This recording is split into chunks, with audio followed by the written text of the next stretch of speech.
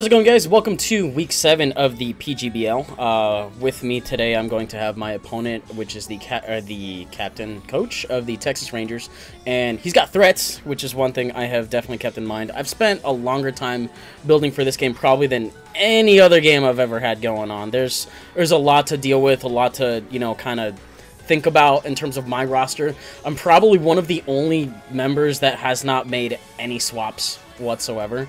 Just because I haven't really thought about what I want to give up and, like, what I want to, grab for the future. I'm just kind of like, well, if I have this, I have this, and if I don't have this, well, then I guess I'll die. So, let me silence my phone real quick. That's been a thing in previous videos, so let's not do that. Okay, and now that we are ready to go, let's see where my opponent's at. Sometimes they show up near the bottom. Update? I added them, so can we bring back PSS, like, for real though? At least PSS worked. It was a little clunky, but it was efficient. I will take a little clunky and a little ugly versus whatever the heck this is. I feel like I'm in a carnival fever dream every time I log on to Wi-Fi. Why can't we just get, like, Gen 4 back? Where you just walk into the lobby and people are standing there. Just get like a big old Diamond Pro lobby. That'd be amazing. So, I mean, what was Gen 5's Wi-Fi like? I think Gen 5 was pretty straightforward too. Gen 6, weird turn, I'll take it. Gen 7, like, what did they do? What did they do? It just was not a thing. Alright, here we go. So, I'll send game, and we should be good to go from there. Gen 5 was bottom screen thing. Oh, yeah, the X transceiver. Gotcha.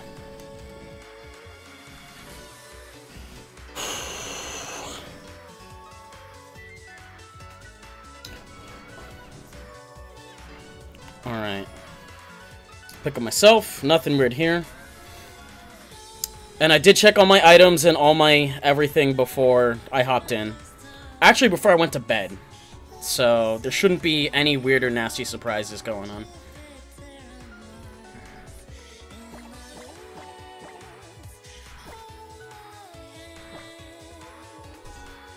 And the team I will be using today, in case we cannot tell, is going to be... Let's pull that shit up again.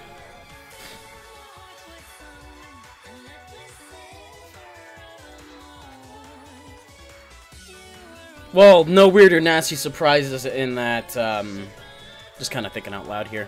In that, in one of the games, I think in week 3, if I had a Z Crystal instead of leftovers, I would have been a lot better. I would have kept my Zygarde a little longer. And then I think in the last game, I forgot to change my Silvally form, so this is very interesting. Not too much of the stuff I was expecting, really. One of these things I actually have to look up their base speed, because I just don't fight it that much. Let me go ahead and screenshot real quick, keep it on this side, and then, let's see. Interesting. One of the mons I was probably the most scared of, I just ended up, not freaking seeing at all. And I did not bring Mega Medicham because the matchup for it between Pinsir, Finny, and all of the Psychic and Ghost types is not a very pleasant one. But my team right now is Zapdos, Silvally, Ferrothorn, Gengar, Zygarde, and Starmie. Might have skipped a name or two in there. And then, anyways, let's go ahead and hit it and go. And then let me get a different song going too.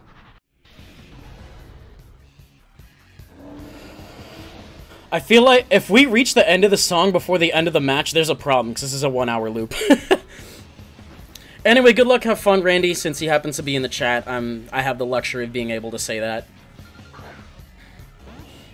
Should be pretty refreshing either way. Randy sent out Chris.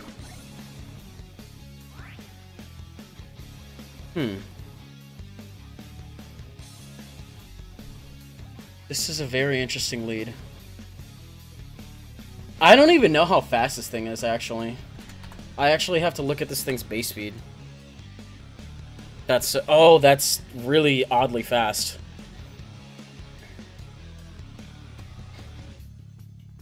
But, sure.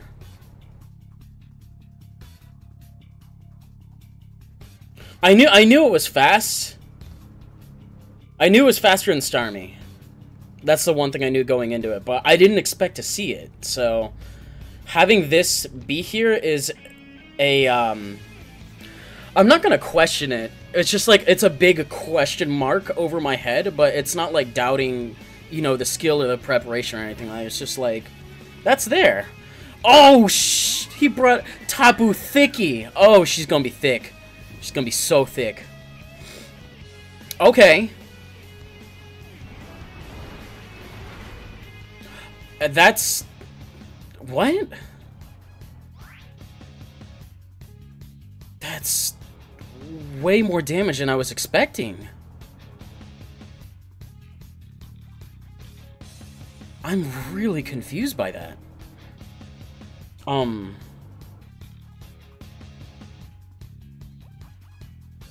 It's really strange to me. I love Silvally. Don't get me wrong. But Big Dog just went in there. Big Dog just took a big ol' bite out of that, so it might be Spadef thick, honestly. Like I said, I love Big Dog. Dog's big. That Silvally's like 7 foot, like 7 of just raw Chimera dog. But I know Finny. Most of my homework was on Finny last night.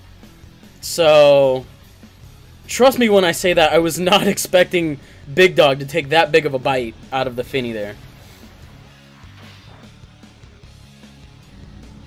And then if he gets a Spatak drop, then it's whatever. I'm not worried about it. Let's see. Oh, I have a screen grab. I don't know why. I can just look right there. Oh, I should be scratching them out with, like, the screenshot marker. That makes a lot more sense.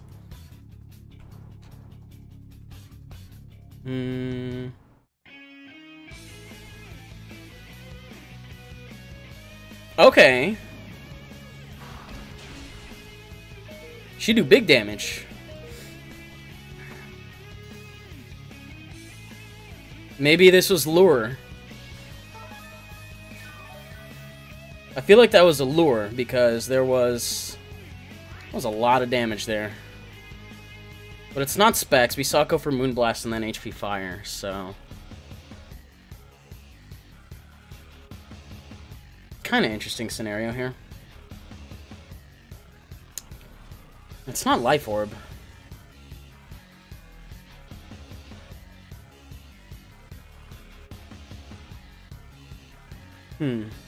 Well, I did not want to be that low on HP. And I feel like I can use that for a pivot later. The thought has occurred to me that I have only hit it with physical moves, so it could be AV, but at the same time, that means that no defog at all? Interesting. So, this was... Okay, so... It's probably just offensive, is all it is. I don't know what else it has running for it, but... I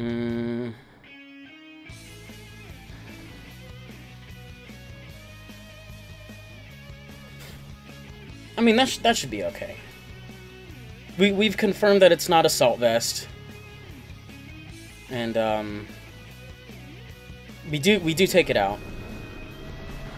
I'm assuming. Yeah, okay. I'll take that. That's okay damage. I was really expecting that to be more of a problem.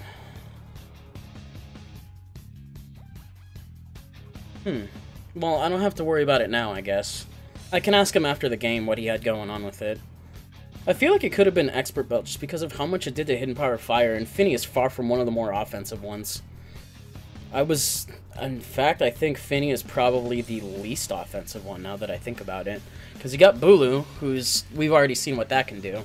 You've got Coco, which is the powerhouse of the electricity, and then you have Lele. So Finny doesn't get any... I don't think Finny boosts its attacks with its own terrain. And it doesn't have a high special attack set at all, so... That's a very interesting, and I can definitely respect the decision to run a Lure Finny like that. It almost knocked out my Ferrothorn in one shot, which... And it made sure that Stealth Rocks weren't on the field either. So we got Chris again.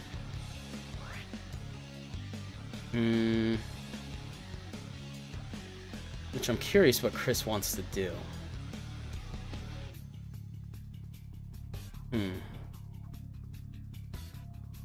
Electric is just a really big problem right now.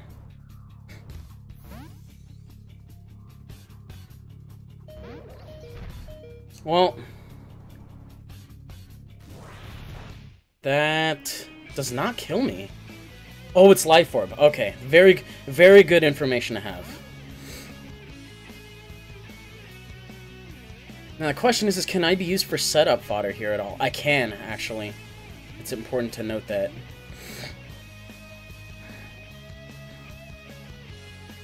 That is not something I necessarily want to be dealing with. There's Maggie.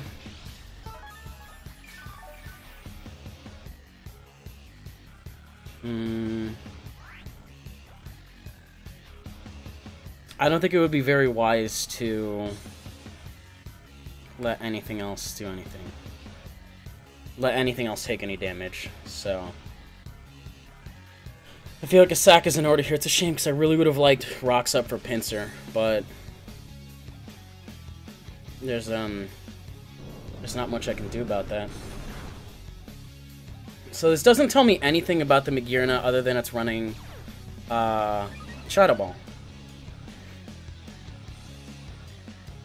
And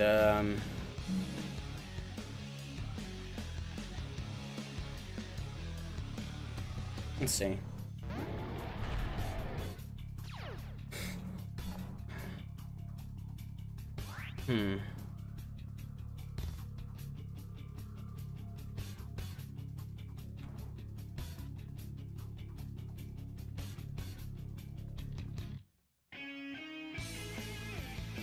Okay. He does stay in. And he has Ice Beam.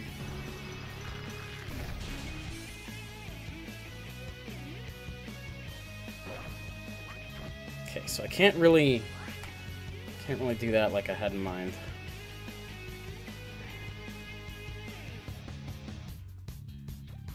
Which is pretty unfortunate. I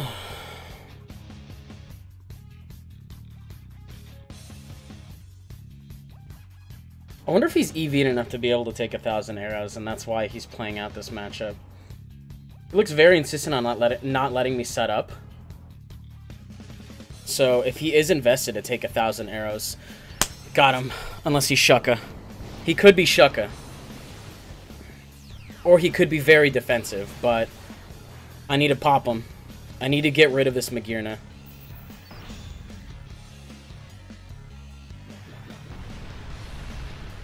This thing just needs to drop down to the depths and be off of my screen right now. And it lives. And he did have Shucka. So, a little bit of a problem there. He took my Death Fodder, which is fine for Ferrothorn. We did do a pretty good amount as well. But we know that, reasonably speaking, there's not going to be much happening beyond this.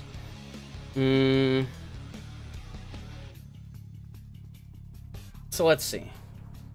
Let's go ahead and scratch this off. A lot of people bring in Shucka for techs against Zygarde,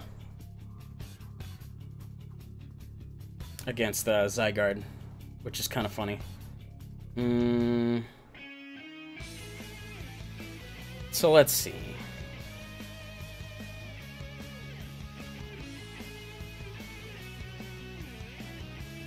I feel like I'm not reaching too much if I do that.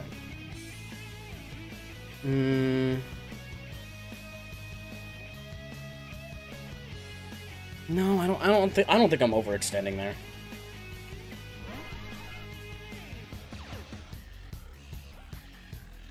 I think it's probably one of my better mid-ground plays there. So, that's fine, I guess.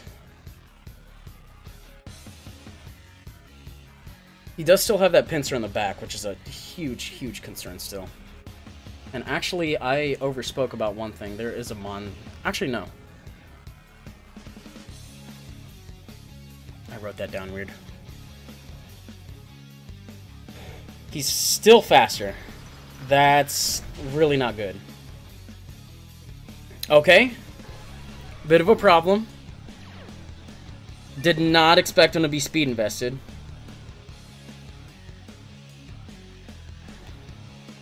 I thought that was going to be safe. Whew, okay. We could just, like, not do that. That'd be great.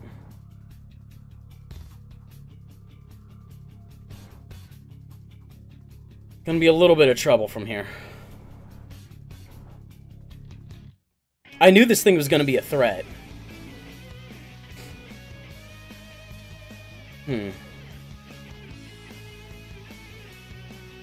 But we do finally get rid of it. Oh, man. Man, that was such a nasty surprise. For it to be faster. And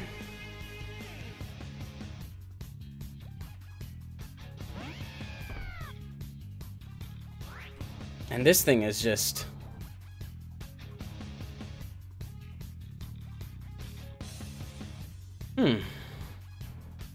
Well, guess I'll die.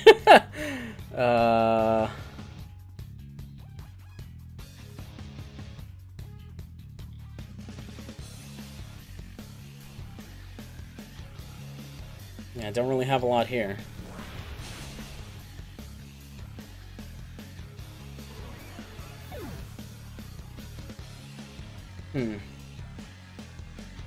So he has Finny. I think he still has Finny. We didn't get rid of Finny, did we? No, we got rid of Finny and Magirna is what we did. Okay. So he has Hydreigon now.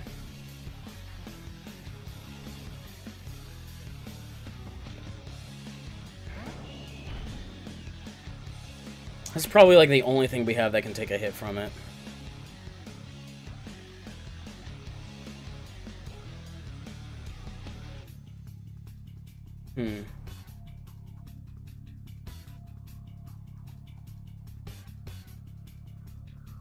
Still really upset by that Zapdos turn. I had a bad feeling going into that he was going to be a little faster. If he did his homework to creep Bolt Zapdos, then that's very, very good on his behalf there. Because I don't typically expect that thing to be faster. What is Magirna's base speed anyway? Like 60 or 70? Let's check it out. Magirna. 65. So max would hit... I think max at like... What happened there? Did we both miss? I was looking away for a second. I didn't hear anything happen. Double miss. I didn't even see who was faster, so that kind of sucks. Interesting. Thankfully, Silvally can take that. He's a little bulkier.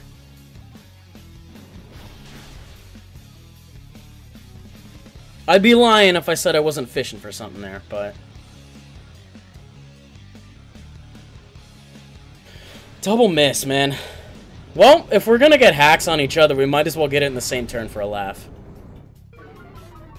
It's just funner that way. More fun. Okay, so we're running out of options here, definitely. What do we have? What does he have left? He has... Where's my screenshot? I mean, it makes sense to just do that.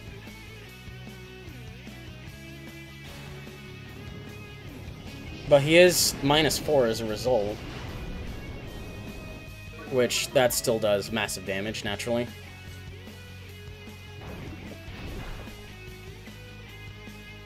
And then from here, I really don't think I can take Zeb Strike on. Or Pinsir, for that matter.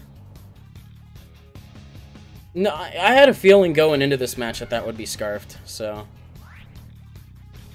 I'm pretty sure this thing can take me out from that range of HP. Yeah, he goes for T-Bolt, and that's probably going to close it off. Oh well, you win some, you lose some. I still had fun. I knew going into that game it was going to be a little rough, so I can't be upset. Sometimes teams just have better matchups against one or the other. And like I told him in the Discord, he brought, well, he didn't bring them, he just had them. He just picked a lot of threats. He picked very well this season.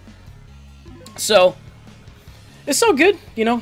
We had fun. It was clean. There wasn't... The thing that I really enjoyed about that is there was... The hacks that there was in that game was against each other. You know, there was...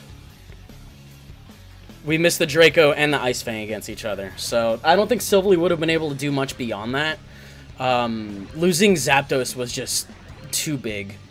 It was far too big. I had recovery on that, and I didn't expect him to be faster. So... he must have been running a pretty good amount of speed. I kind of actually want to look into that. Just see how much speed he would have had to have been running in order to outspeed Zapdos, or if he was just like if he was running timid with. I think he had to have been running timid with Shucka. So let me see. Magearna at a max at level 100 hits 251. And Zapdos hits 236. So he was definitely running timid with more than likely actually enough speed to either creep Zapdos or just run max. And he could have been shift gear as well as another consideration. So there was quite a bit of wiggle room in terms of how much speed he needed to have there. Which, I mean, it's all good. And then here's where we go into our locker room video. Where I'm gonna go ahead and go into let's downplay this a little bit in terms of what's going on. Where's my YouTube tab? All right.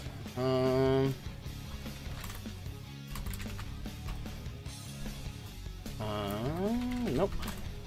Not that track. I don't want that track anymore. I want something to bring me down from that. Where is it? Is it? Nope. Nope. Why can I not find that track?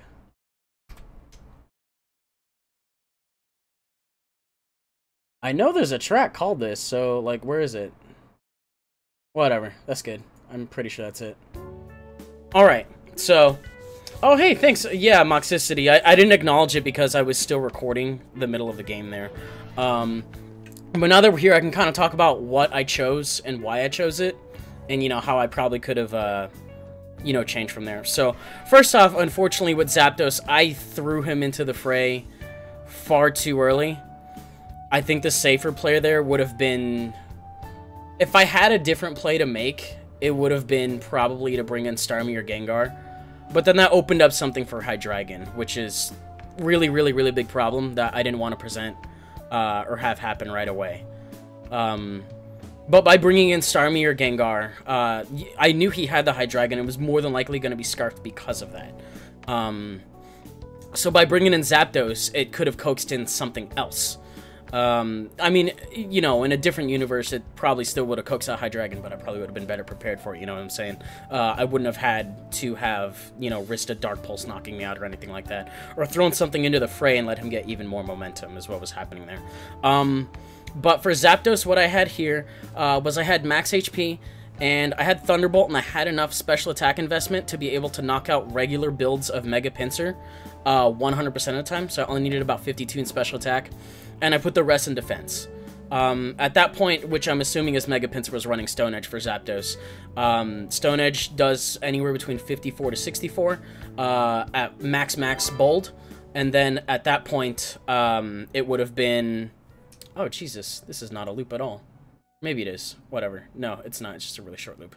Why can't I just find a long loop of that? Anyways, what was I saying here? Stone Edge only does like 2% more if you take that out. So, no, yeah, it was funny. It was a good game. Like I was saying before, I definitely, and for those of you on YouTube, Randy's in the chat right now, so I'm talking to him.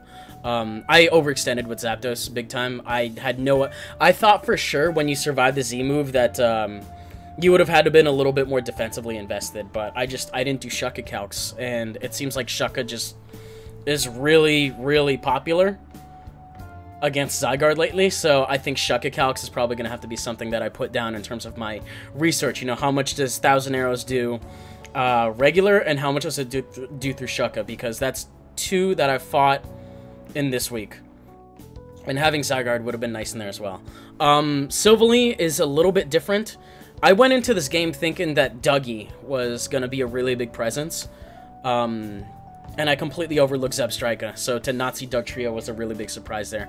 A lot of my Mons are actually EV'd either to outspeed Mega Pinsir barely, case in point Starmie and Gengar, but we'll touch on those in a little bit. And Silvally was actually EV'd enough to outspeed Dugtrio by 1 point, but I did not realize Zebstrika's base speed would have put it at a tie at that point. So that when I saw 116, no, wait, no.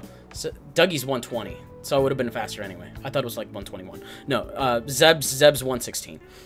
But I had Silvally here with Ice Fang, specifically for Hydreigon and Pinsir. I had it for Double Edge Stab, and then I had Rock Slide specifically for Pinsir as well, with enough HP investment to be able to take a lot of stuff. Because speed was my main priority. I didn't want to put any unnecessary speed, so I put the rest in bulk, is what happened with Silvally. And I think I ended up with like 100 speed or something like that on an Adamant one, which, you know, it worked out last game to speed creep with the Scarf, and then in this game, you know, it let me take a Draco Meteor, which was really nice. But other than that, it didn't really have much merit because it didn't fight the thing that it was meant to fight. So, Pharaoh did not really do much either. It's unfortunate because he does a decent amount when he's not frozen. But this is just I feel like this is a bread and butter set. It's just max in both directions because, you know, I needed something to switch in on Pinsir. I needed something else to switch in on Pinsir. And, you know, there was plenty of other offensive threats in there, too. You know, if I had to switch in on Dougie after a KO, then that would have happened. I thought about Dugtrio a lot in that game. And, the funny thing with this is, I realized about halfway through that Ghost can't get trapped by Arena Trap. So, I was thinking about it, and I was like, you know what? I mean, I was like, I'll bring Gengar, but because it's grounded, like, you know, Dugtrio's just gonna fuck it up as soon as I kill something. And then it turns out, you know, it can just switch out. It just doesn't give a shit. So I was like, okay, well, I'm definitely bringing it now. You know, Shadow Ball and Sludge Bomb, kind of a given. I like Bomb over Wave because it has an extra, you know, 20% chance to poison. And then I had T-Bolt, just, you know, to kind of get potential mid-ground on the switch to Finny or Magearna in case I couldn't decide which was which if he brought both and they were still alive. Gleam was specifically for Hydreigon. I thought about Conkeldurr for a little bit as well, too, which, I mean, that could hit. But I really just wanted to be able to tear those down, and it turns out that one of those just actually really put a huge hole in my team, which I wasn't able to pull back from. And the other thing with Gengar is I believe it is EV'd enough to barely outspeed Pinsir, and then I just got the rest in HP. Which I don't know whether or not that became relevant, but, you know, a little bit of tweaking there. Or maybe it was... No, that's what I meant to do. I think it's just max. Okay, so that's fine.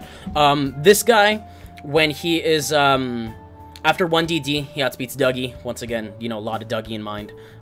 Just because Dougie can just pick him off. And then just Mega Pinsir can just go in. Mega Pinsir with Dougie makes really good pairs. So it's Adamant, and then I had Groundinium Z. Thank God I remembered my Z Crystal this time. And I had Crunch because I thought that Dhelmise was going to come out to play. Also pretty good option for Reuniclus, and I think there was one other mon I was thinking about. But the one thing I was scared about is going for the Tectonic Rage on the switch of Hydreigon. I thought that was going to happen. But he just ended up staying in and taking it, so he definitely called that bluff if he was expecting it. Other than that, that's what I had going on. Eevee to do Dougie, rest in HP. And then Starmie. Starmie has no hope of outspeeding Dougie. So what I ended up doing is knocking off a little bit off of speed slowly until I outspeed Pinsir. Put the rest in HP, just all out attacking. I wasn't really too worried about hazards. I didn't really think he was going to bring Regirock for Stealth Rocks or Weezing for Toxic Spikes. I just thought, you know, at that point, if he just has overwhelming offense, then he might as well just go with overwhelming offense. You know, there's no need to beat around the bush with a turn or two when you can just go the shit in, you know. Hydreigon with U-turn, Substrigo with Volt Switch, you know, those are good options to get momentum. So he's not going to have a problem getting into the situation he wants to and getting Chip along the way. So it didn't make sense for me to run Rapid Spin, especially with the low amount of, you know, hazard distribution going on the team, which is why I brought Psychic instead. Ordinarily, I just bring Ice Beam, Scald, and T-Bolt, but I was like, you know what, Psychic actually would be nice to potentially hit. You know, it could hit Finny decently, I guess. It'll hit Pinsir on a mid-ground switch. I don't have to worry about, you know, going for Scald on Dougie and then going to Finny in that case. And then Psychic's also nice to hit Conkeldurr. So, I mean, I had coverage, but I just didn't have... That's the thing. Like, there's a lot of Jack of all trades in my roster. Jack of all trades, master of none is how the slogan goes. So, we already know that Zapdos has phenomenal coverage in terms of what it can do. It's OU for a very good reason. Silvally, you know, on top of being able to change its type, is also able to change its move pool very nicely. But it doesn't hit as hard as I needed to without, you know, severely limiting it. I spread everybody too thin in that regard. Gengar's got a good move pool, but he can't take on everything alone. Starmie's kind of the same way. Starmie kind of suffers from the same thing that Silvally does, and that it has really good coverage, but it can't get there. And then Randy's actually telling me in the chat right now that his Finny actually had enough speed to outrun max speed Smeargle, which is, you know, there's some homework. There's some really good homework done. I'm really impressed by that. Outside of that, you know, as much research as you can put into your own games, your opponent can put that much research into your teams as well. So it's really curious to see who studied best, who applies it better, and, you know, who just has a better matchup. There's a lot of different factors that go into draft, which is why I'm really enjoying it so far. You know, most of the time, either win or lose, it's a learning experience in terms of, you know, what they did to go against you and what you did to go against them, and whether or not you considered everything, or whether or not you played everything as it should. Case in point, my main fault was probably bringing in Zapdos when I did, when I could have just as easily brought in Starmie or somebody else, and then just dealt with the Hydreigon switch on you know, the other hand. Because I get the feeling that Zapdos wouldn't have been able to take a Scarf Draco well, but it would have been able to take a, you know, a Scarf Dark Pulse arguably definitely better than Starmie or Gengar would have, because they would have just straight died. So switching into that wouldn't have been a bad idea, but I'm physically defensive, so I kind of have to worry about whether or not I can take two and then roost and risk the flinch. You know, that's also another very dangerous situation. So there's a lot going on in my mind, and you know, it didn't pan out the way I kind of expected it to in terms of matchup. But there was still a lot of fun to be had there, especially with the double misturn. I didn't acknowledge it because I was actually looking up Magearna's base speed to see how it outsped Zapdos, because I was still kind of bewildered by that team. I heard no sound effects, and then I heard the menu come back up. I was like, did we just both miss Ice Fang and Draco? Like, RNG was really fickle on that. But I just realized I've still been recording for YouTube the entire time, so not to keep you guys on the hook too much, in case you guys had this in the background, you know, whatever, cheers.